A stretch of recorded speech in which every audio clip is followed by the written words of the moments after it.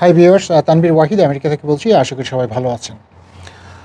অনেকের মধ্যেই একটা ধারণা যে আইএলসে বা টোফেলে যদি খুব ভালো স্কোর থাকে তাহলে যেটি হয় যে অনেক ইউনিভার্সিটি থেকে স্কলারশিপ পাওয়া যায়।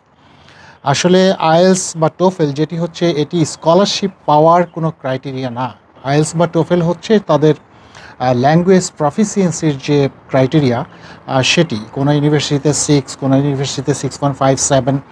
তো আপনি যদি মনে করেন যে আইএলসে খুব ভালো স্কোর থাকলে আপনি স্কলারশিপ পাবেন, সেটি আমার মনে হয় একেবারেই ভুল।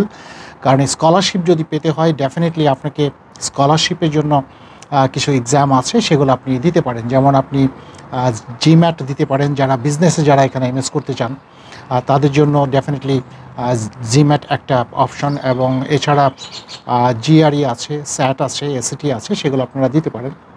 বাট আইএলসে যদি ভালো স্কোর পান সেটি ডেফিনেটলি মনে করার কোনো কারণ নাই যে আপনি স্কলারশিপ পাবেন।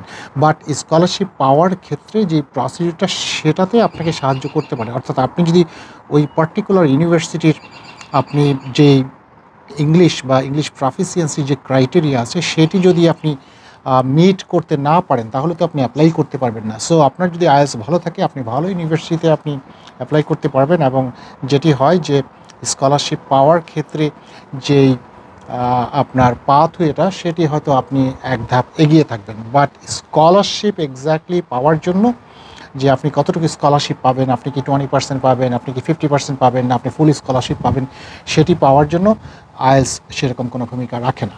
ধন্যবাদ সবাইকে, ভালো থাকবেন। দেখা হবে অন্য কোনো ভিডিও নিয়ে।